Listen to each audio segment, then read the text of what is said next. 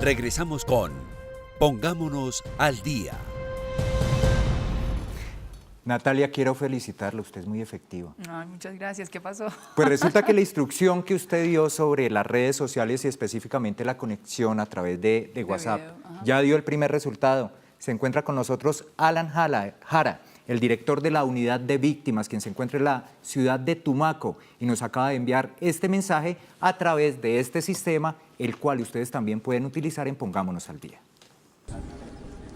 Estamos llegando a Tumaco, donde con todo el equipo de la Unidad para las Víctimas y demás entidades que conforman el sistema de atención a víctimas, adelantaremos una jornada con las organizaciones sociales, organizaciones defensoras de derechos humanos, de víctimas, con las mesas de víctimas desde luego, y con las autoridades locales. Tiene como propósito central esta visita disponer todo lo necesario para que aquí el Centro Regional de Atención a Víctimas, que es un proyecto que viene de ya un periodo bastante largo, podamos concretarlo y ponerlo en funcionamiento a la mayor brevedad.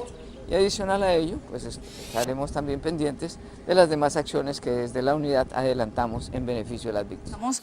Paso a la discusión de nuestro segundo bloque y es los cultivos ilícitos. Sí, Juan, señora. Como conocimos en esta semana, pues fue también tema de discusión el informe que presentó las Naciones Unidas respecto a que en los últimos 2 años se han duplicado los cultivos ilícitos en nuestro país. Eso ha sido tema de discusión en el gobierno de los Estados Unidos, ha sido preocupación también por parte del gobierno nacional y pues en últimas los afectados somos todos los colombianos porque se arrecia el tema del narcotráfico. Sin embargo, el panorama, aunque es preocupante y hay una alerta fuerte para el gobierno, pues también parece ser alentador, digamos, en el mediano y en el largo plazo. Sí, las medidas que impone el gobierno nacional actuales, pues se llevan a cabo y se llevan a cabo de forma efectiva, que, como les decíamos, la meta es erradicar 100.000 cultivos de coca de manera rápida.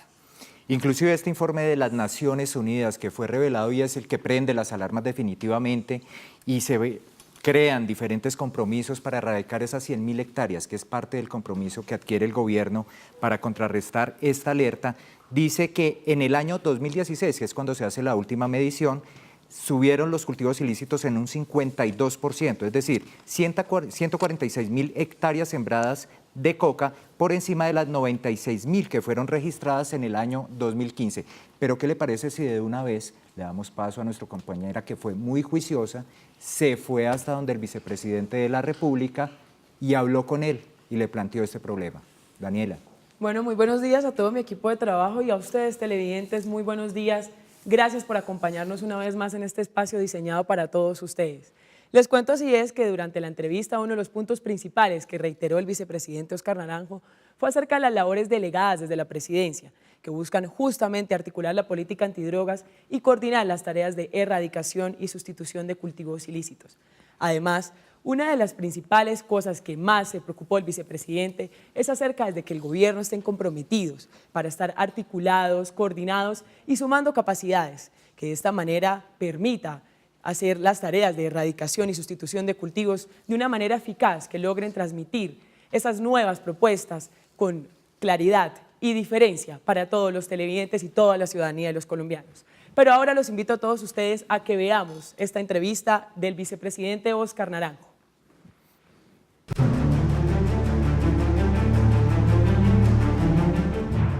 El vicepresidente Óscar Naranjo aseguró para Pongámonos al Día que con el fin del conflicto armado con las FARC en Colombia sería posible decirle adiós al problema del narcotráfico. No hay duda de que una organización como las FARC, que estuvo comprometida con el narcotráfico, ha suscrito un acuerdo de paz donde renuncia a esa actividad y se compromete a romper cualquier vínculo que tengan o hayan tenido con el narcotráfico, y eso es definitivo para decir que hay un panorama que tiene que ser esperanzador hacia el futuro si hacemos la tarea bien. Además, garantizó la presencia constante del gobierno en los territorios de los campesinos afectados. Estaremos en el territorio de manera integral y permanente, acompañando a familias campesinas que estuvieron obligadas a sembrar para que abandonen esos cultivos. Aseguró que la meta sería de 100.000 hectáreas de cultivos ilícitos, unas erradicadas y otras sustituidas. estamos avanzando en el cumplimiento de dos metas ambiciosas. Una meta para erradicar de manera forzosa 50.000 hectáreas de arbustos de coca y otra meta que tiene que ver con sustituir 50.000 hectáreas adicionales de manera voluntaria. Al final debe haber 100.000 hectáreas erradicadas y sustituidas. Según el último reporte emitido por la Oficina de las Naciones Unidas, en el 2016 los cultivos ilícitos muestran un aumento del 52%, lo que traduce que de un área sembrada de 96.000 hectáreas pasó una de 146.000. Sin embargo, el vicepresidente Naranjo ratificó que en compañía del gobierno estadounidense lucharán para la erradicación y sustitución total de estos cultivos.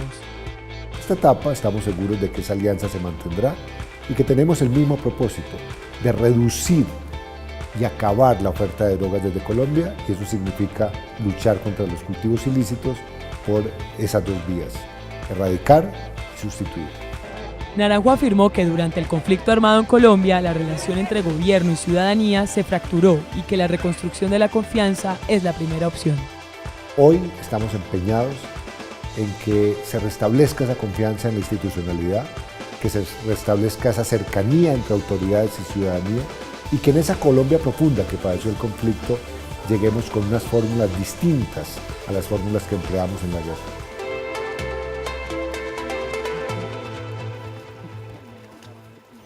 Bueno, pues es un tema que está en discusión y sobre todo que se prendieron las alarmas, digamos que están prendidas porque esto no ha sido nuevo, esto es de conocimiento precisamente desde que se empezaron a ver estos incrementos. Pero vamos a ver qué opina al respecto y cuáles son las medidas que se plantean por parte de la Dirección de Unidad de Restitución de Tierras, el doctor Ricardo Sabogal. La restitución es como el paso de una situación ilegal a una absolutamente legal. A una persona que le roban un predio se le devuelve. Si en ese predio se sembró coca o tienen sembrada coca, para ponerlo en términos claros, el proyecto productivo también obliga a que se erradique esa coca. Entonces, a la persona que se le devuelve la tierra se le devuelve el título de propiedad sin coca y con dinero para que arranque un proyecto productivo legal.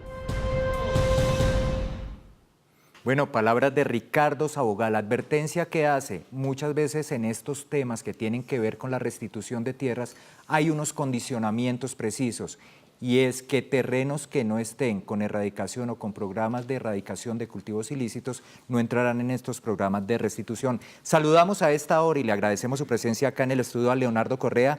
Él es coordinador del SIMSI, Sistema Integrado de Monitoreo de Cultivos Ilícitos de las Naciones Unidas. Bienvenido a Pongámonos al Día.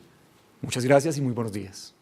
Bueno, se prende las alarmas ante estos informes de la ONU de decir que en los dos últimos años se dobló el número de cultivos ilícitos en Colombia y el gobierno plantea dos iniciativas para justamente combatir este tema: erradicar de manera forzosa 50.000 hectáreas y también la sustitución de otras 50.000 por vía de los acuerdos voluntarios con las comunidades, pero eso es una respuesta que tiene que ser estructural, tienen que haber muchas otras medidas. Hablemos de esto. Absolutamente de acuerdo. La erradicación como tal de las plantas de coca por sí misma solo contribuye parcialmente a la transformación de los territorios. El eje real de la solución definitiva al problema pasa por transformar los territorios y por hacer que esas condiciones de vulnerabilidad que han hecho posible que los cultivos de coca permanezcan por más de 10 años en las mismas zonas en el país, pues se transformen, se cambien y los campesinos realmente tengan alternativas para entrar definitivamente en el ciclo de la legalidad. Pero había una visión optimista, digamos, respecto a este tema. ¿Cuáles son esas tareas para el gobierno? Así es. A pesar de que los datos nos muestran un incremento muy fuerte en las hectáreas sembradas, la presencia en los territorios, el contacto que tenemos en los territorios nos muestra algunas señales, digamos, positivas. La primera de ellas es que hay una mucha mejor situación de confianza entre el gobierno y las comunidades. Y esto es clave porque al final la transformación del territorio necesita la interacción, digamos, de estos dos actores. El gobierno, por un lado, ofreciendo alternativas, pero las comunidades, por otro lado, acogiendo esas alternativas y logrando ellos mismos la transformación de sus propios territorios. Esta es la primera señal positiva. Hay una segunda señal positiva y es que las acciones comienzan a concentrarse no solamente sobre la hectárea sembrada con coca, sino que hay muy fuertes acciones en torno a la interdicción y al control del resto de la cadena del narcotráfico. En el 2016, si bien las hectáreas, la producción de coca aumentó notablemente, las incautaciones también aumentaron notablemente. Y esta interacción, el hecho de actuar no solamente sobre las hectáreas de coca, sino sobre los territorios y sobre el resto de la cadena, es una señal muy positiva de que avanzamos en el sentido correcto. Pero ¿qué está fallando? ¿Por qué de pronto es tan alarmante esa cifra que es del 52% en ese incremento? Y como habíamos dicho hace un rato, se prenden, se encienden las alarmas. Eso, ¿qué es lo que está pasando de pronto en ese ciclo que uno espera que sea positivo en el tema de la erradicación? Yo diría que hay como dos cosas o tres cosas grandes que deberíamos mirar. Lo primero es que la situación de vulnerabilidad de los territorios sigue siendo la misma desde hace 30, 40 años, cuando inició el fenómeno de los cultivos ilícitos en Colombia. A pesar de todo lo que hemos intervenido sobre el cultivo, no se ha logrado transformar el territorio. Eso quiere decir que la situación sigue siendo, los campesinos, las comunidades siguen siendo vulnerables. Y hay dos situaciones adicionales que yo llamaría de coyuntura. La primera es que hay un ejercicio de transición de una estrategia centrada en el cultivo de coca a una estrategia centrada en la transformación de los territorios. Esa transición sucede gracias a todos los desarrollos y a toda la visión derivada de la implementación de los acuerdos de paz. Y estamos en un momento de transición. Hay problemas por resolver importantes, pero hablemos de esas condiciones que son necesarias para que realmente no sea solo destruir la mata, sino destruir el problema. Pues el eje de la solución definitiva al problema pasa por solucionar las vulnerabilidades. Y cuando hablamos de vulnerabilidades, digamos, hay 4 grandes ramas que hay que solucionar. La primera es un tema de pobreza, la segunda es un tema de marginalidad, luego viene un tema de presencia institucional y al final hay un tema que para mí es muy importante y es la presencia de grupos armados en los territorios, grupos armados ilegales en los territorios. Digamos que para poder corregir de una manera sostenible estos problemas de legalidad que hay en estos territorios, se debe actuar en estos 4 ejes de trabajo. ¿Cuáles son los 10 municipios que tiene detectado Naciones Unidas en los cuales se focaliza esa lucha o esos programas que se deben adelantar para la erradicación de cultivos? El 48% de la coca está en solo 10 municipios y cuando uno revisa estos 10 municipios en la serie histórica resulta que llevan 10 años estando básicamente los mismos municipios. Tumaco, Tibú, Sardinata, Argelia y otros municipios, sobre todo en Nariño y en norte de Santander, en donde el problema está bastante focalizado durante los últimos 10 años. El proceso de paz, la firma del acuerdo, el tema de la implementación de esos mismos acuerdos en estas zonas, ¿influye en algo? ¿Eso puede ser una esperanza dentro de lo que plantea el gobierno, puede ser la solución a futuro? Es una variable muy importante porque va a facilitar que las comunidades tomen sus propias decisiones. En los escenarios de conflicto en general, las comunidades no pueden tomar sus propias decisiones y deben responder a las condiciones del entorno. Si logramos unos escenarios de paz, las comunidades van a poder tomar sus propias decisiones. Nuestra gran preocupación es que eso no va a suceder de una manera homogénea en todo el país y todavía hay algunos territorios en los cuales la situación de conflicto es muy fuerte. Cuando observamos el mapa de cambios encontramos que el occidente del país mostró una tendencia al incremento mucho más fuerte que la parte oriental del país. Ahorita hablábamos del tema del narcotráfico. Una cosa son los temas de erradicación de cultivos, de la meta que se propone el gobierno, pero si no se contraataca, si no se combate, digamos, este tema del narcotráfico es como solucionar, pues, no sé, el tema por un día, pero realmente el problema no se va a eliminar. Absolutamente de acuerdo. Digamos, si bien es muy importante la acción sobre los territorios para transformarlos y lograr que haya unas buenas condiciones para la legalidad, el resto de la cadena del narcotráfico necesita ser atendida, necesita ser intervenida. Y eso es muy importante porque, de lo contrario, vamos a tener una fuerte presión para que vuelvan a aparecer los cultivos de coca en territorios donde intervenimos o para que estos se desplacen hacia otras áreas. En Colombia todavía hay mucho terreno en el cual se puede sembrar coca y cada vez es más preocupante un incremento de la presión sobre nuestras áreas de biodiversidad, no solamente de biodiversidad en cuanto a flora y fauna, sino a nuestra biodiversidad cultural. De manera que la intervención integral sobre toda la cadena es muy importante y esto incluye, por supuesto, los cultivos de coca, pero también la transformación de la hoja de coca en cocaína, también el tráfico y también el consumo.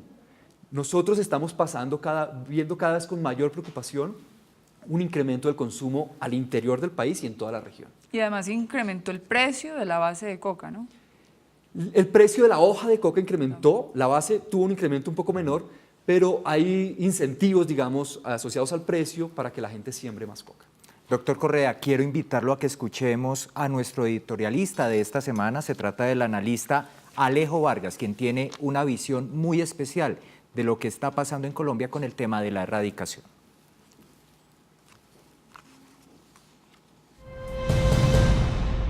En primer lugar, la coca se produce en lo fundamental en el área andina, Perú, Bolivia, Colombia, y eso está muy interrelacionado y las políticas de cada gobierno. Pero en segundo lugar, porque eso tiene mucho que ver con el comportamiento del mercado de la cocaína y de los consumidores en Estados Unidos, en Europa.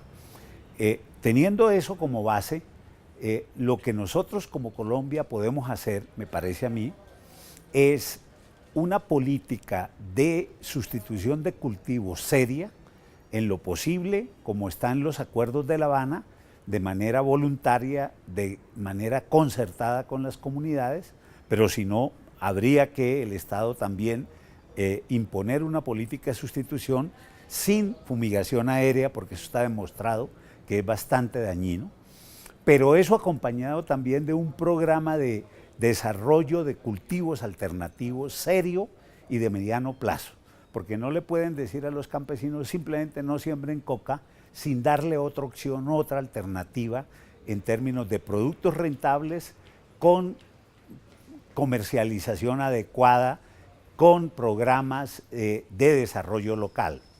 Pero adicionalmente es fundamental que haya construcción de Estado en el territorio, porque en la mayoría de estas zonas donde se siembra coca nunca ha habido Estado como tal y por lo tanto no hay quien controle de ninguna manera ni los cultivos ni la vida de la gente. Eso lo han hecho grupos ilegales de distinto tipo, en algún momento guerrillas, en otro momento grupos de crimen organizado, y por lo tanto de lo que se trata es que se construya Estado en el sentido en que la gente de esos territorios tenga escuela, tenga vías, tenga salud y por supuesto tenga también fuerza pública, y de esa manera me parece que se puede reducir sustancialmente el volumen de cultivos de coca que tiene Colombia. Pues ahí lo tienen, es el mensaje claro: en la medida en que se construya Estado en los territorios, se va a propiciar que esta erradicación sea efectiva. Yo, para ir cerrando con usted, doctor, quisiera pedirle que le dé un mensaje a los colombianos, pues que quedamos preocupados ante estas cifras, pero que si bien usted nos cuenta, hay un panorama que puede ser positivo. Pues el primer mensaje es que la solución al problema del narcotráfico y la solución al problema de los cultivos ilícitos no pasa solamente por lo que puede hacer el gobierno. Es una tarea en la que todos los colombianos deben contribuir, en la que las comunidades tienen un rol muy importante y en la que debemos entender que tenemos unos territorios que se han venido desarrollando de una manera aislada y que tenemos que buscar la forma de integrarlos nuevamente a la economía del país. Doctor Correa, muchísimas gracias por acompañarnos acá en el estudio. Y también disculparnos porque siempre nos tocó sacrificar un poco de esta conversación que teníamos pendiente sobre el tema de cultivos ilícitos, pero hay realidades que se afrontan en este momento, son cuestiones de país, como es el tema de la fiebre aftosa, pero de verdad, muy agradecidos de que usted nos haya acompañado acá en el estudio de Pongámonos al Día. Muchas gracias a ustedes, muchas gracias a los televidentes. Bueno, y televidentes, los invito a que veamos un segundo resumen de las noticias que más se destacaron durante esta semana. Pongámonos al día con las noticias de la semana. El ciclista Rigoberto Urán guarda las esperanzas de podio del Tour de Francia. El antioqueño, que se coloca en las primeras posiciones de la clasificación general, entregará sus últimos esfuerzos en la contrarreloj individual de este próximo sábado. El británico Chris Froome permanece en el liderato de la carrera. El Instituto Colombiano Agropecuario ICA anunció 2 nuevos focos de fiebre aftosa.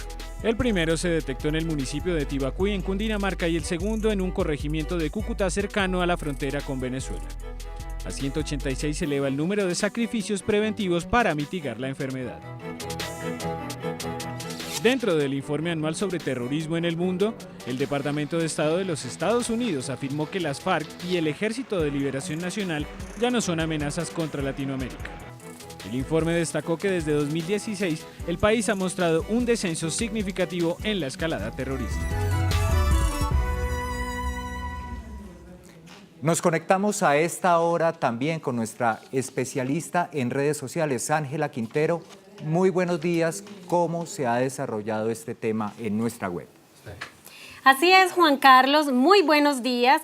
Yo los saludo desde este punto web de CITV, canal institucional, desde donde estamos invitando a todos nuestros usuarios a que hagan parte de esta nueva emisión de Pongámonos al Día a través de las diferentes redes sociales utilizando el hashtag #AlDíaCITV. Ustedes también pueden seguir la emisión de este programa en nuestra página web www.canalinstitucional.tv.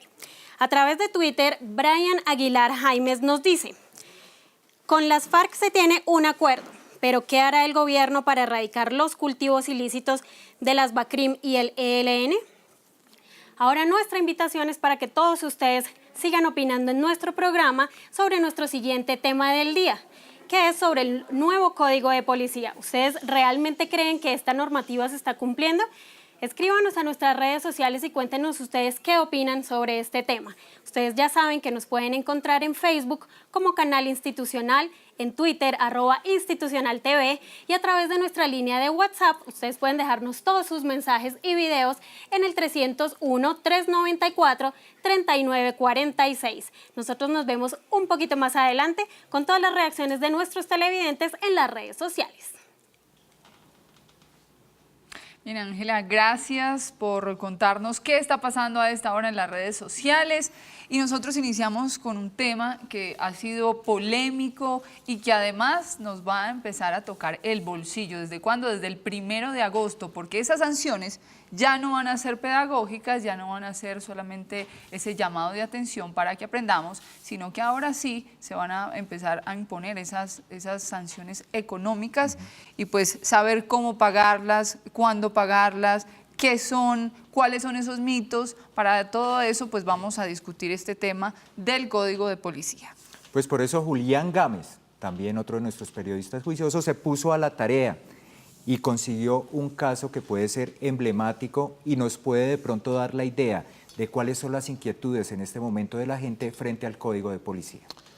Claro, Juan Carlos, buenos días. Natalia, buenos días. Y efectivamente, estamos a puertas de la aplicación del Código de Policía y de las sanciones pecuniarias y sanciones económicas que se van a empezar a aplicar, que son sanciones que van entre los 4 y los 32 salarios mínimos diarios legales vigentes. Entonces, a continuación les preparamos una historia de una de las personas sancionadas en esta época de comparendos pedagógicos y además les agregaremos un balance de las más recientes cifras que tiene la policía en materia de esta implementación que ya lleva casi 6 meses del Código de Policía.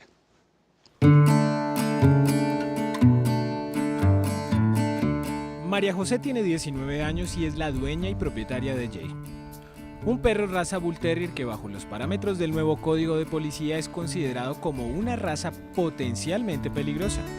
En menos de un mes y medio ya ha recibido 2 llamados de atención por parte de la policía. Cuando él me estaba llamando, yo ya como escuché que me dijo la niña de camiseta verde.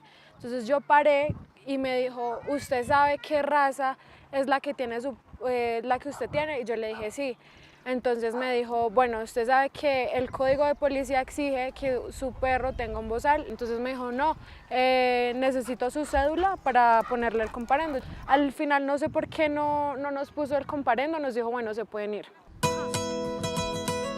Y la segunda, estaba saliendo como al poste de mi casa y había un policía pasando y me dice como, bueno, por el Código de Policía usted exige llevar el bozal del perro. Yo le dije, no, pero es que yo lo estoy sacando acá nomás.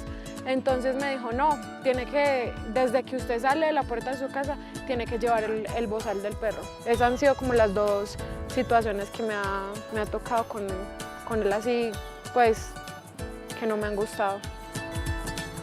María José, al igual que muchos ciudadanos, tienen sus reparos sobre el nuevo código. Ya van 6 meses transcurridos desde su puesta en marcha y las sensaciones de poca información sobre la aplicación de la medida. Pues sé que el comparendo es de 780, creo, más o menos. Lo único que sé que es eso, no sé más. Las noticias solamente dicen, bueno, un perro mordió a una niña. Y dicen, ahora todos los perros tienen que llevar bozal. Lleve el carnet de vacunación, lleve la bolsa, lleve... No, eso no lo dicen. Y eso lo deberían de decir.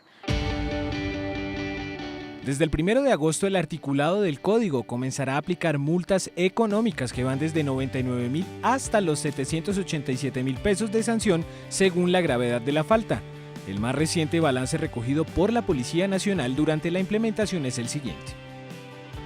Las conductas de mayor incumplimiento son las riñas en vía pública, el consumo de licor y alucinógenos en espacios públicos y el porte ilegal de armas. Se han impuesto 173.645 comparendos y a más de 272.000 ascienden las medidas correctivas impuestas.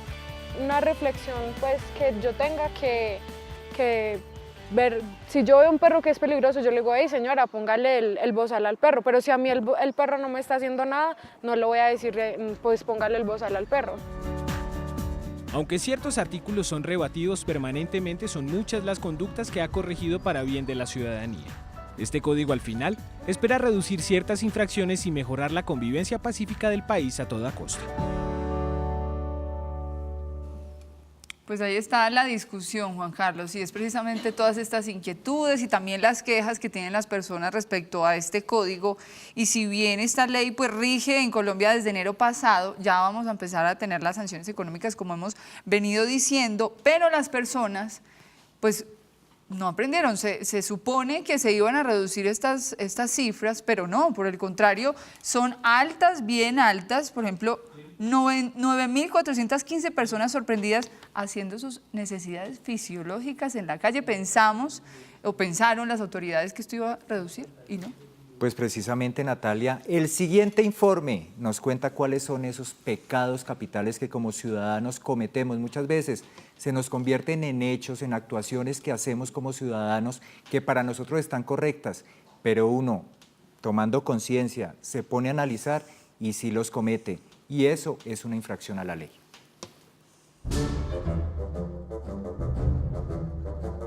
Buen día, qué pena, ¿usted sabe cuáles son las infracciones más frecuentes de los usuarios?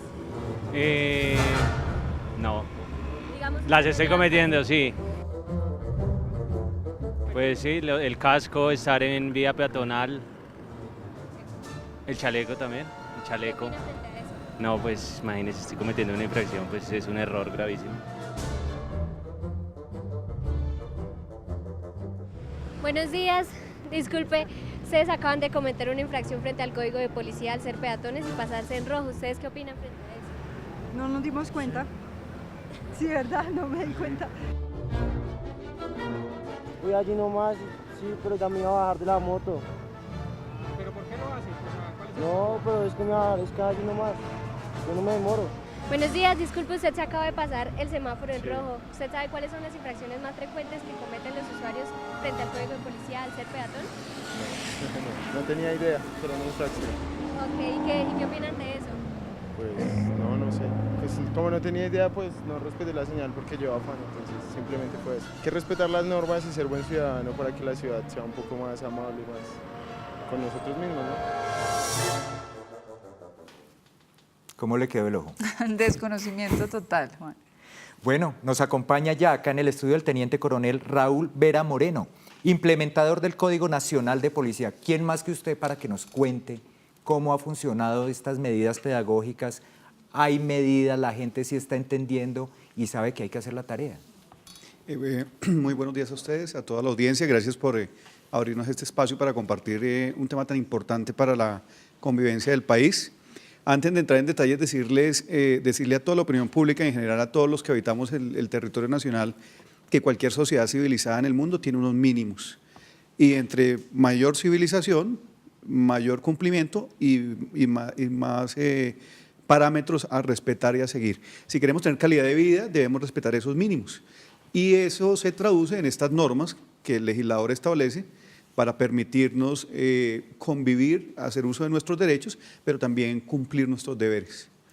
Por cuenta del código de policía, ¿a ustedes se les ha generado de pronto algún tipo de problemas, hablando por lo menos en el caso de los conjuntos residenciales, que la gente tome revancha con ese vecino que le cae mal y entonces por cuenta del código de policía los llamen a ustedes, les haga perder el tiempo a la policía para que vayan, se hagan presentes y eso se convierta en una citación de la autoridad sin necesidad y a veces la gente exagera con el tema? Nosotros estamos prestos a atender siempre cualquier requerimiento que la comunidad quiera hacer porque es nuestro deber. Por insignificante que pueda sonar para alguien o puede ser muy importante para una persona. Entonces siempre vamos a estar prestos y atentos. Más bien el nuevo código ha significado para las autoridades de policía una nueva herramienta, una nueva posibilidad de resolver de mejor manera y a través de diferentes mecanismos múltiples problemas que aquejan a la comunidad. Y eso hoy nos permite decirle a la opinión pública que tenemos una reducción en el homicidio causado por riñas, asociado a esos temas de intolerancia que en ocasiones pueden ser muy sencillos. Me miró mal, me piropió a mi novia, que desencadenan situaciones letales. Hoy tenemos una reducción de un 9%, es una cifra muy importante. Las lesiones personales relacionadas con esas riñas por intolerancia han disminuido en un 24% a la fecha. Estamos hablando de aproximadamente unas 13.000 personas lesionadas menos en el país por el golpe, por la riña, la confrontación. Si tasáramos a 500.000 pesos atención médica en sistema de salud, estaríamos economizándole aproximadamente unos, quizá mal contados, 7.000 millones de pesos al sistema de salud colombiano. Estamos en promedio conociendo 100 comportamientos por hora y procurando abordar a la persona, así como lo anunciaban en su documental, desde un contexto pedagógico de acuerdo al mandato del señor presidente de la República, antes de pensar en aplicarle medidas correctivas, decirle que eso no lo debe hacer, que debe poner el bozal al perro porque tenemos múltiples antecedentes de agresión, los que tenemos mascotas casi como hijos, pues debemos cuidarlos así como cuidamos a nuestros seres queridos para procurar que no se vayan a presentar incidentes que nos generen problema a todos. Yo creo que en términos generales, a pesar de que estamos en una etapa en donde estamos tratando de acercarnos a la gente, de concientizarla, también ya ejerciendo autoridad en algunos casos, podemos hoy empezar a presentar cifras muy positivas para la convivencia del país. Aún nos falta mucho por hacer. Y yo creo que lo que más demanda esta norma y demanda el país es autorregulación, que las personas tomen conciencia de que hay unos comportamientos que no deben realizar y unos deberes que se deben cumplir.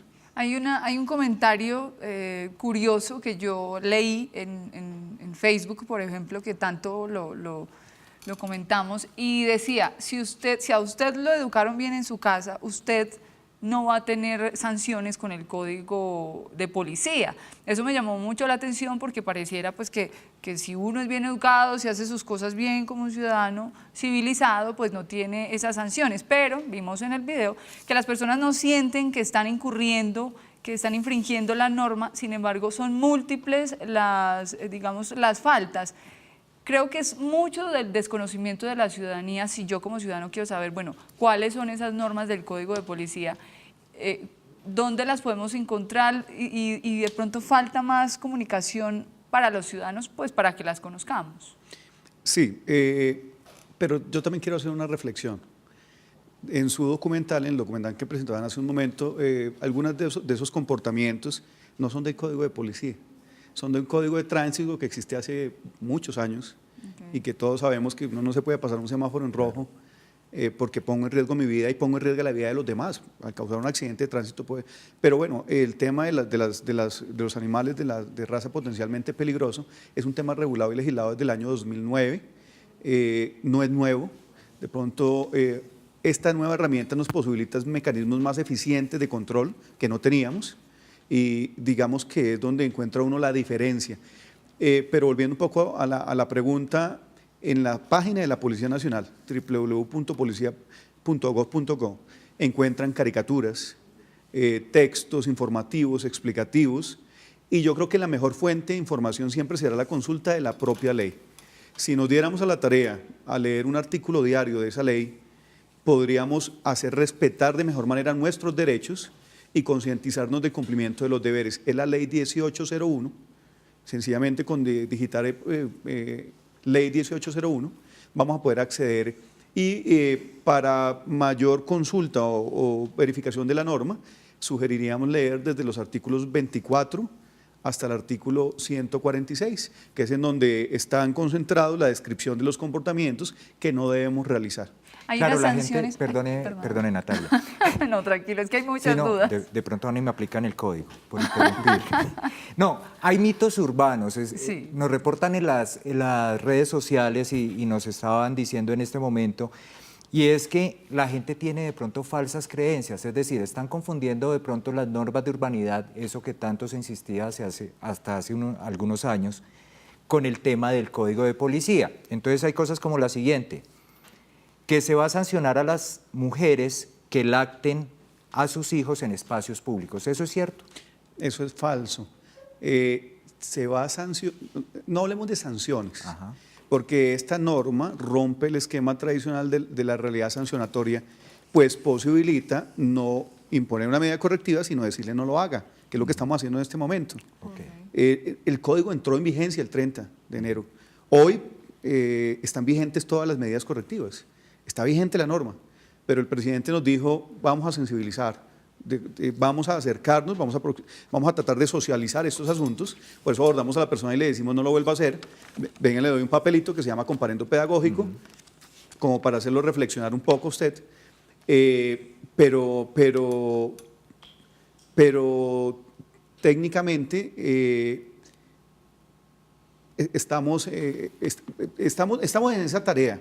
Estamos en esa tarea, estamos aplicando y esperamos a partir del 1 de agosto ya empezar a materializar algunas medidas correctivas, porque pues pese a que se desarrolla mucha sensibilización, mucha articulación con comunidad, hay personas que aún son resistentes y no quieren cumplir sus deberes. Pero bueno, usted tenía más ejemplos Sí, que me claro. parecen importantes Vea, hablarlos. dudas de las que son nos han mitos. trasladado acá por el interno.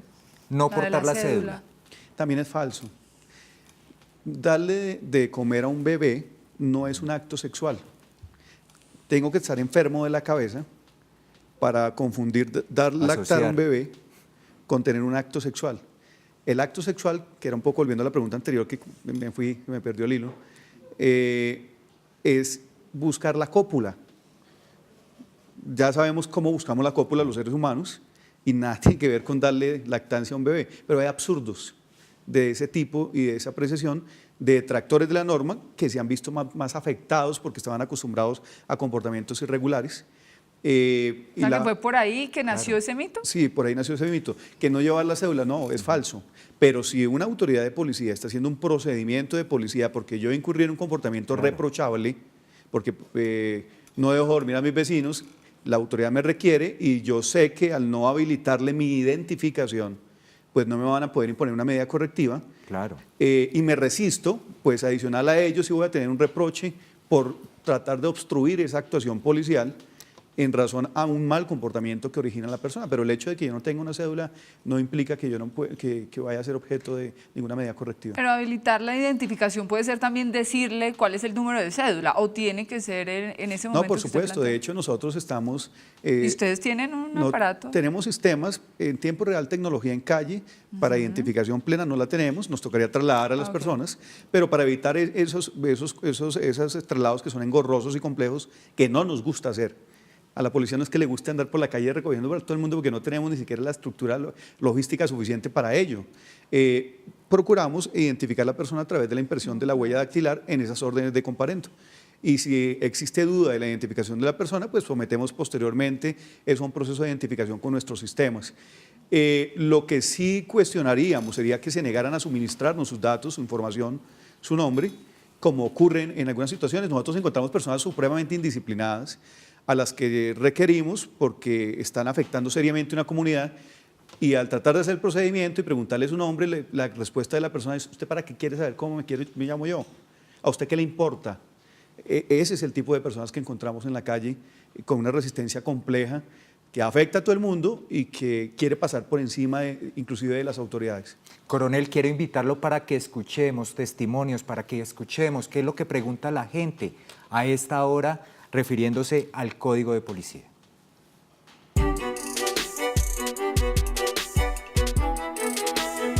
No, la pregunta sería, las sanciones empiezan ahora a partir del 1 de agosto, ¿no? Las sanciones pecuniarias.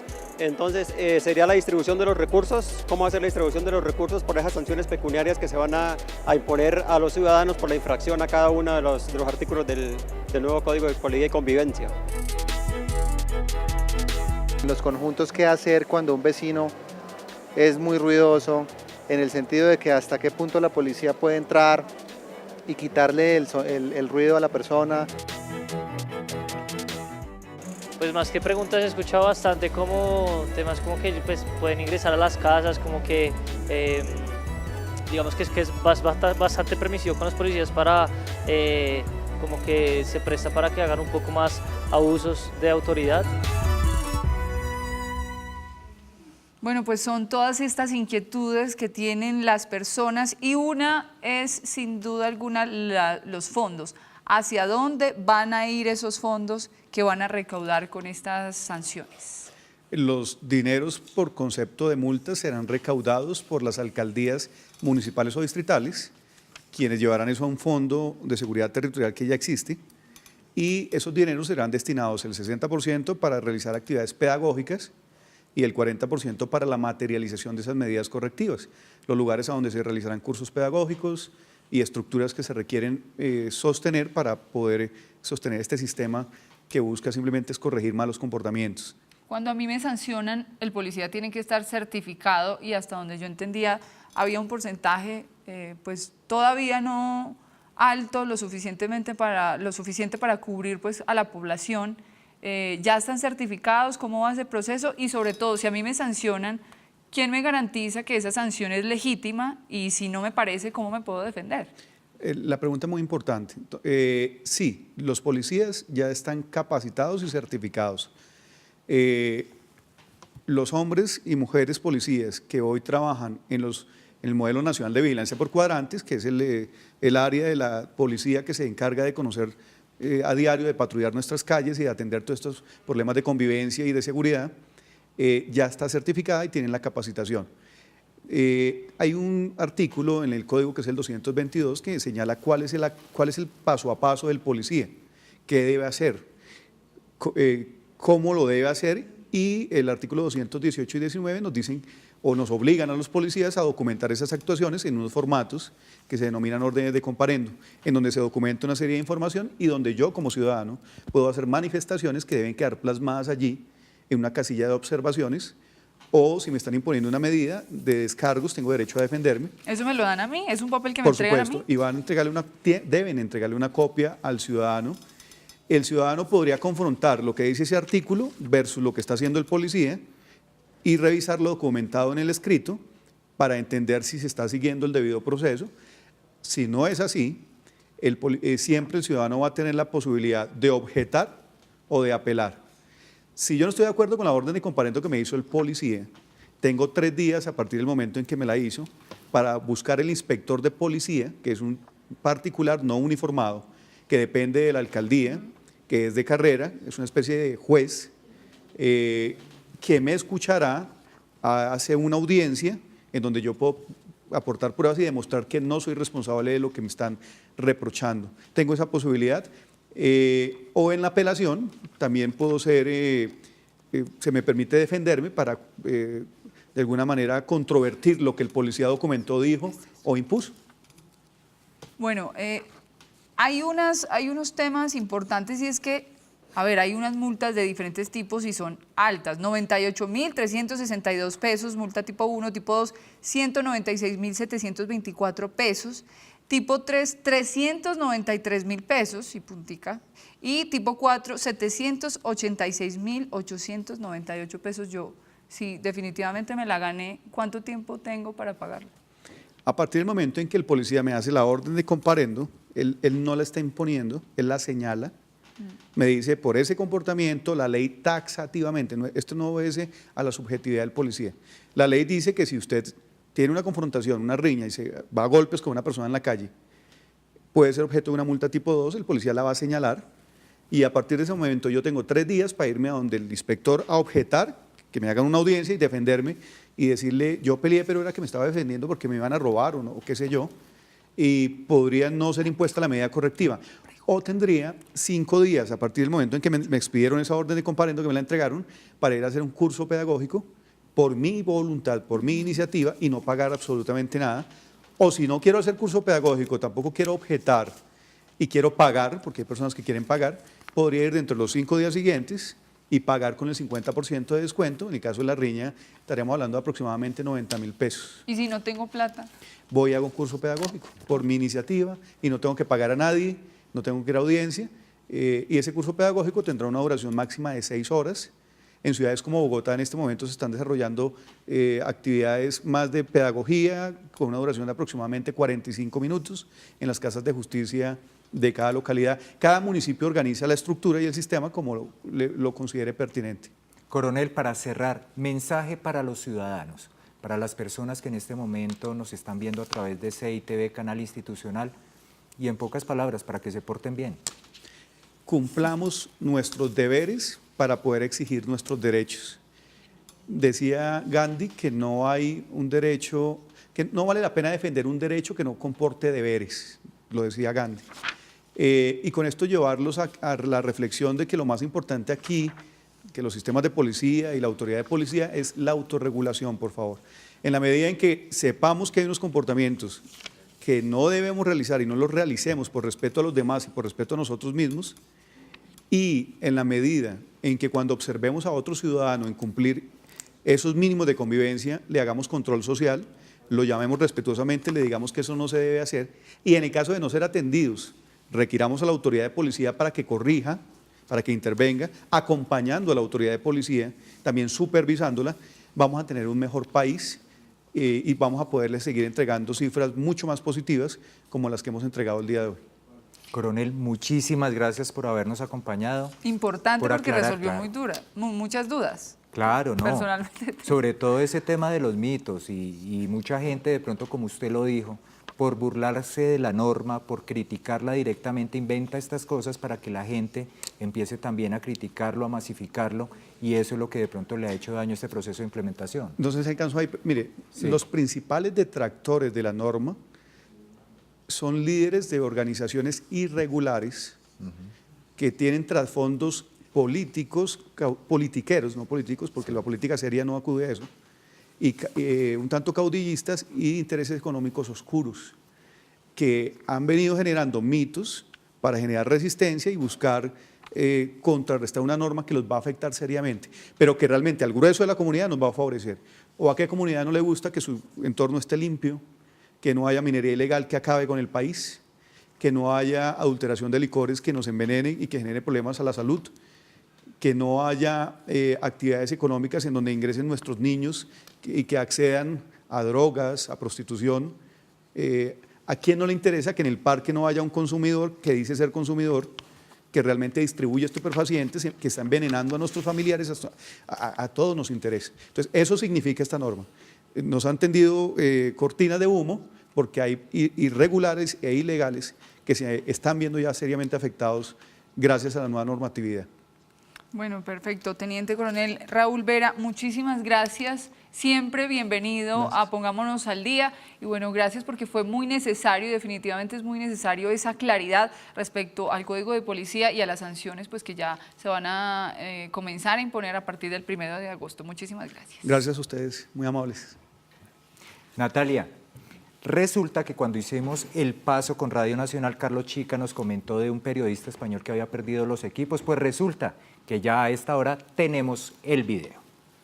Tengo que hablar yo soy corresponsal español y ayer me robó la Guardia Nacional en el intercambiador de Fajardo con la avenida Galarraga. Me robó la Guardia Nacional Bolivariana. Iba con la Cruz Verde, debidamente acreditado y con mi casco de la Cruz Verde. ¿Con quién tengo que hablar yo? ¿Quién me va a hacer que recupere ese equipo?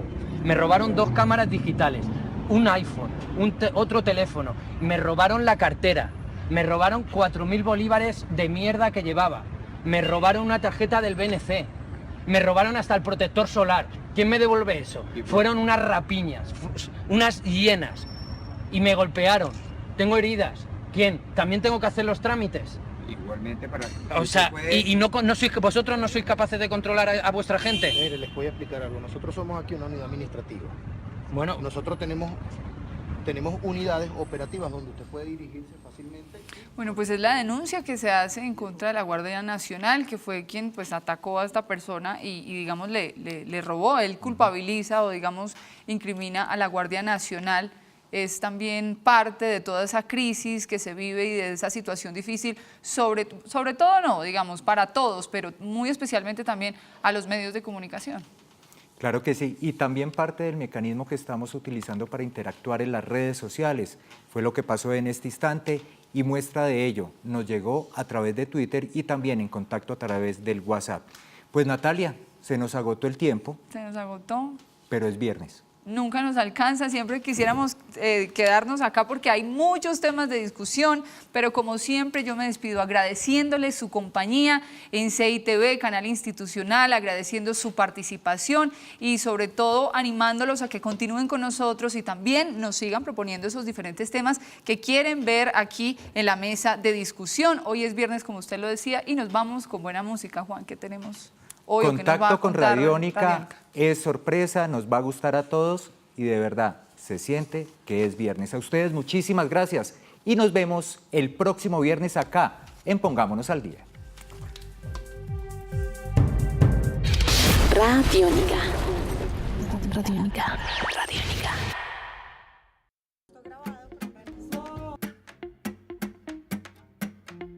En Berlín, Alemania. Tu m'as promis une chanson pour marcher sur la lune, sur la montagne. Hola a todos, ¿cómo están? Yo soy Camila Rivas de Radiónica y hoy en Pongámonos al Día les tenemos buenas noticias porque el concierto Radiónica 2017 es un hecho. Y esta semana anunciamos las bandas que nos estarán acompañando el 1 de septiembre en Cali y el 2 de septiembre en Bogotá.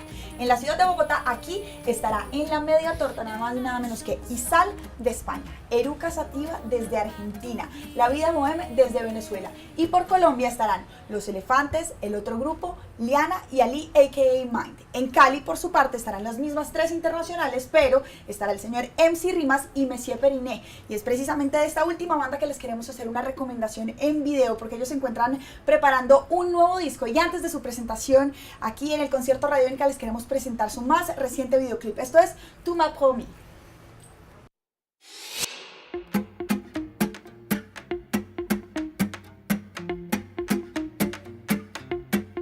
Tu m'as promis une chanson pour marcher sur la lune, sur la montagne. Tu m'as promis une chanson pour danser sous la pluie, sur la pointe des pieds. Une chanson qui m'accompagne pour jamais te quitter. Une chanson pour ne pas t'oublier. Tu m'as promis une chanson pour flotter sur la mer comme les nuages. Tu m'as promis une chanson pour éclater de rire et fredonner. Une chanson qui m'accompagne pour jamais te quitter. Une chanson pour ne pas t'oublier. Sentir tu amor de madrugada y ver el cielo en tu mirada. Sentir tu amor de madrugada y ver el cielo en tu mirada. Tu m'as promis une chanson pour parcourir la terre comme des diganes. Tu m'as promis une chanson qui dessine des miracles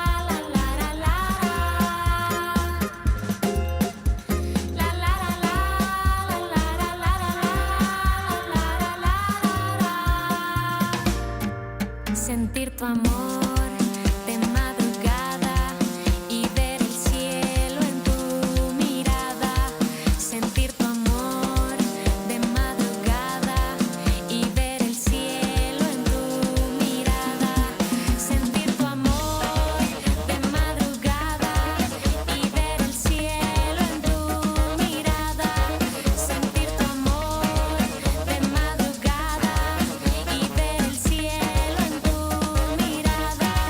Tu m'as promis la plage, tu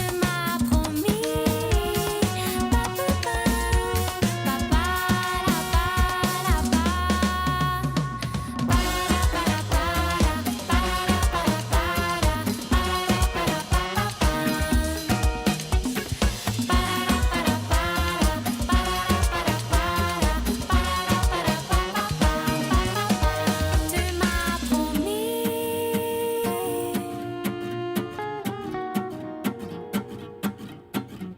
tu m'as promis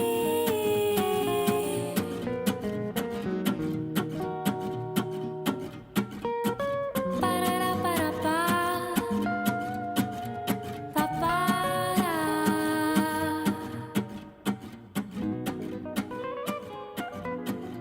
tu m'as promis.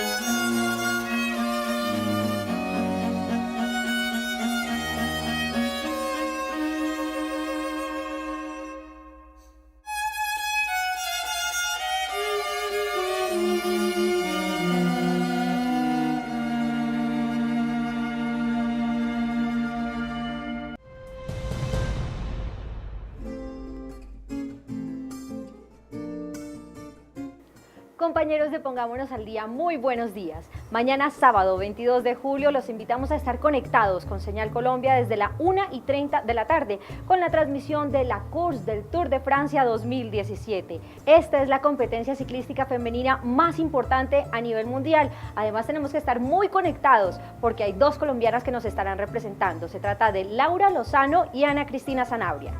Quiero invitarlos la próxima semana a celebrar con todos nosotros el aniversario de RTVC Play, que es la plataforma gratuita de audio y video por demanda, a la que usted puede ingresar muy fácil, simplemente escribiendo www.rtvcplay.co. Como estreno, tiene El Recuerdo de Armin, que es una animación japonesa realizada en el 2014 y que habla sobre la depresión infantil.